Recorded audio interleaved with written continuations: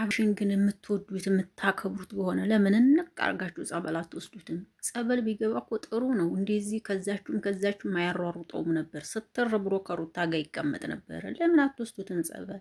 ወይስ ጸበል አይጠመቅም? የምሬ ነው የምላችሁ። እስኪ ስሙት። ሩታን ማለት ነው።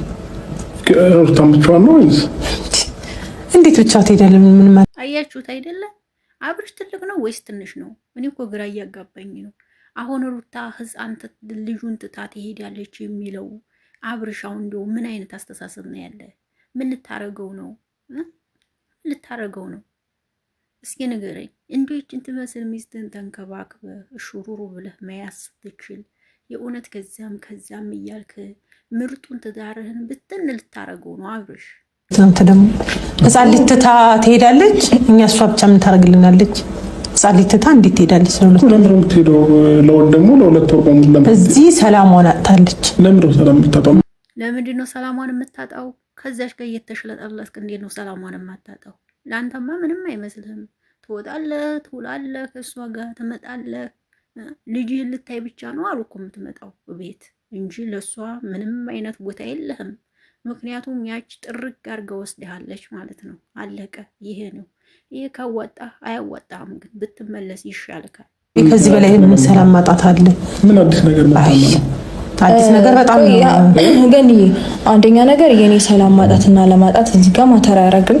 እኔን ፍላጎት ካለኝ የቤተሰቦች ጋር የሚሄድ መብት አለ። ጥሩ ውሳኔ ወስነሻል የኔ እናት። ውሳኔሽ ጥሩ ነው። ይሄ ውሳኔሽን እኔ ደግፍሻለሁ። ምክንያቱም እዚህ ተቀምጠሽ አንዴ አንዷን ያመጣል አንዴ አንዷን ያመጣል። እነሱን እያየሽ ከምትቃጠይ ከእናትና አባትሽ ጋር ሄደሽ ልጅሽን ይዘሽ ቁጭ ልጅሽ ሲያርግልሽ የራስሽን ህይወት መጀመር በቃ ነገ ራሱ ይጸጽተዋል ማለት ነው። በቃ ምን ይህን ባላደረኩ ይላል። ሶ ማወቅ ስላለብህ ነው። ያው ነገር ስትደውል አቤት ስትመጣ የለውም ከምልህ ልሄድ እንደሆነ አሳውቂ ብሄድ ይሻላል ብዬ ነው እንጂ። ጥሩ ውሳኔ ወስነሻል። ሴት ልጅ ቆረጠች ማለት አሁን ነው። ሰላም ጤና ይስጥልኝ። ውድና የተከበራችሁ አድማጭ ተመልካቾች አቢ ነኝ። ለዚህ ቤት አዲስ ከሆናችሁ ቤተሰብ ሆኑ አብራችሁ ይላላችሁ። አመሰግናለሁ። እንግዲህ አሁንም በድጋሚ መጥቻለሁኝ ማለት ነው። ዛሬ ደግሞ ዳኒ ተብዬው ዛሬም ቤት ሂዱ። እንግዲህ ተናጋራች ማን ነበረች? ሜሪም ነበረች። ብቻ ግን ሩታ የሁሉም ደስታ የሁሉም ማደጊያ ናት። እውነት ሩታን ተንከባክባችሁ ሹሩሩ ብላችሁ መያዝ ነበረባችሁ። የሁላችሁም የገቢ ምንጫችሁ ናት ብዬ ነው የማስበው። እውነት ለመናገር ማለት ነው የሁላችሁም ዳኒም ብትሆን የምር የገቢ ምንጫችሁ ናት ሩታ ማለት ነው ብትንከባከቧል። አንተ ነህ እኮ ባል ማለት ሚስቱን የሚያስከብር ማንም አፍ እንዲከፍትባት እየፈቀርክ እኮ አንተ ነህ እኮ። ለሚስት ክብር ቢኖርህ ይሄን አታደርግም ነበር አይደል እንዴ? የትም ቦታ መንቀሳቀስ አልችልም ማለት አይደለም። የትም ቦታ ስላልተንቀሳቀስሽ አይደለም። እኔ አይደለም ፋሚሊሽ ጋር ፈለግሽበት መሄድ ትችያለሽ፣ ግን ደግሞ ሁለት ወር ሙሉ የምትሄጂበት እንትን አይኖርም፣ ምክንያት አይኖርም። ሲቀጥል አንተ ግን ምን አይነት አስተሳሰብ ነው ያለ? የምትሄጂበት ምንም አይነት ምክንያት አይኖርም ይላል እንዴ? ከዚህ በላይ ምን አይነት ምክንያት ይኖራት እንዴ? ምን አስበህ ነው? ህይወቴን ከሷ ጋር ነው የምቀጥለው አልክ እኮ። ታዲያ ከአንተ ጋር እንዴት ትቀመጥ? ምከረው። ከዛማ በኋላ የሚመክር ይምከረው ነው የሚባለው። እንደዚያ ይሻላል አብርሽ ማለት ነው። ማንም ቤት እየመጣ እንዲናገራት እኮ አንተ ነበርክ እኮ። ማንም እየመጣ እንዳይጮህባት እኮ ማስከበር ያለብህ እኮ ሙሉ ፐርሰንት አንተ ነበርክ። ነገር ግን እያረክ አይደለም። ታዲያ ሚስት ማለት እኮ ለአንተ ምንድናት? ሚስት ምንድናት ብለህ ጠይቅ እስኪ። ሚስት ማለት ምንድናት? ልትከበር የምትገባ ማለት እኮ ነች ሚስት ማለት።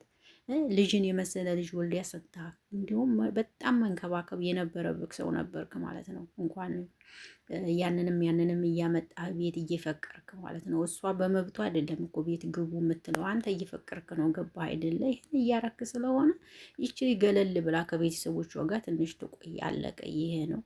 ሄርሜላ መርጣል። ሂድ ይምራህ። ነገም ለሄርሜላ አይሆናትም አብርሽ።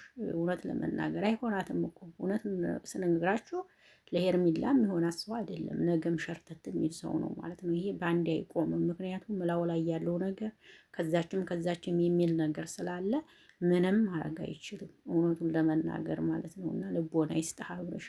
ውስጡ እኮ የዋህ እኮ ነው አብርሽ። እውነት ለመናገር ግን በቃ የሚያረጋቸው ነገሮች በቃ ጥሩ አይደሉም እንጂ እኮ ክፉ ነው ማለት አይደለም። አብርሽ ክፉ አይደለም፣ ያስታውቃል። የዋህ ነው፣ የሰውን ማደግ ይወዳል። ግን በሚስቱ ላይ ደግሞ እንደዚህ ጥሩ አይደለም። ሚስቱን ማክበር ማስከበር አለበት።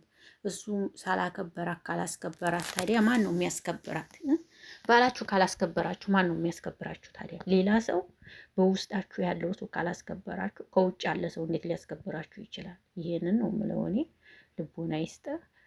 ነገ ስትሄድ ይጸጽትሃል። ይች ልጅ ግን የሆነ የራሷ ህይወት ስትጀምር ግን አንተ ጸጸት ውስጥ ትገባለህ ብዬ ነው የማስበው። ያ ካይሆን መጀመሪያ ብትጠነቀቅ፣ ከዚች ጋር ያለህን ነገር ብታቆመው እንዲህ እህትነት ነው እኛ የምንመክረህ እንግዲህ ማለት ነው። ራስ ታውቃለህ። ይህንን ነው የምለው። ራስ ታውቃለህ አይደል? ውዶች እኛ አይደለንም፣ ራሱ ያውቃል። የሚያዋጣውን ይምረጥ። ዲያኒ ተብዬው ደግሞ ዛሬ አይታችሁታል እንግዲህ እንዴት ሲሆን እንደነበረ ማለት ነው። ብቻ ልቦና ይስጣችሁ ሁላችሁ። ይህንን ነው የምለው።